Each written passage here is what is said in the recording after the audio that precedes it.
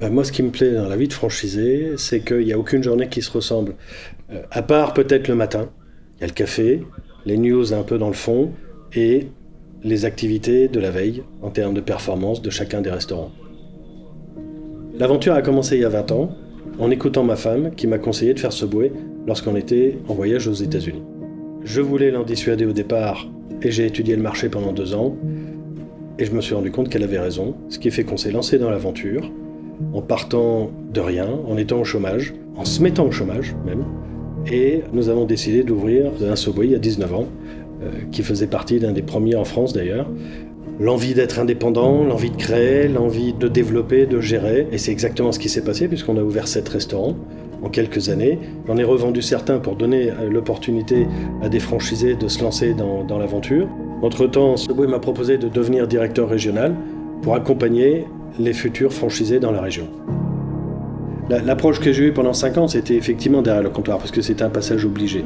Il fallait d'abord montrer qu'il y avait une réussite, deuxièmement apporter une crédibilité, que ça soit au niveau des franchisés et au niveau aussi des banquiers, et de ceux qui vous avaient fait confiance, et ensuite de pouvoir amener le concept au terme d'un développement et de gérer ce développement.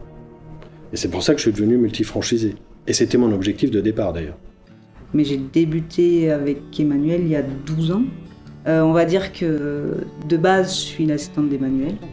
Et ça a évolué. Je fais plein de choses par rapport à Subway. Donc, on va dire que je suis un peu la plaque tournante entre les franchisés, nous, le bureau, les business consultants qui s'occupent des franchisés sur le terrain et le siège France. J'arrive au bureau et puis je suis dirigée par mes mails en fait finalement.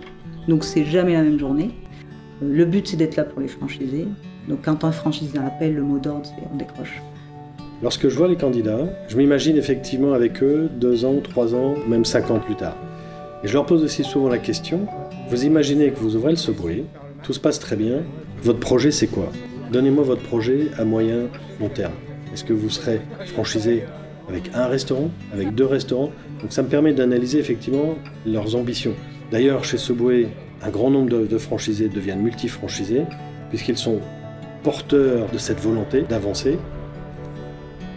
Alors la semaine dernière, 20 ans après, j'ai réouvert un nouveau restaurant, une nouvelle aventure, nouveau défi, nouvelle passion, avec en supplément une notion de drive, puisqu'on a créé un bâtiment indépendant de 250 mètres carrés. L'envie d'ouvrir un nouveau restaurant, c'est quelque chose, je veux dire, ça ne s'explique pas. À partir du moment où on est passionné, ça fait 20 ans que je le suis, ça fait 20 ans que je crois au produit, ça fait 20 ans que je crois au concept, on a l'opportunité, on le fait. En tant que franchisé et en tant que directeur de région, je me dois de passer régulièrement chez les franchisés. Voilà, notre rôle, c'est un rôle de support, donc il faut qu'on soit garant de la cohésion qu'il y a dans notre réseau, sur notre territoire. J'ai toujours dit en fait que pour moi, le rôle clé qu'on a, c'est d'aider les franchisés à aller au bout de leurs ambitions en les aidant à monter leur restaurant, mais que c'est pas juste ils ont les clés, ils ouvrent et puis on disparaît. Non, on est là pour créer ça, pour leur montrer que la marque c'est pas juste un savoir-faire qui leur est donné, c'est aussi un savoir-être et il y a une cohésion qu'il faut conserver en fait. Plus de 50 ans de réussite, bientôt 20 ans en France. La réussite est là, c'est un projet de vie, c'est un projet de famille, c'est une victoire sur soi. L'épreuve la plus difficile, c'est celle que l'on remporte sur soi-même, donc il a fallu à un moment se convaincre de se lancer dans l'aventure, et ça c'est quelque chose de magnifique. Je suis Emmanuel Cossard, multifranchisé et directeur Région Nord.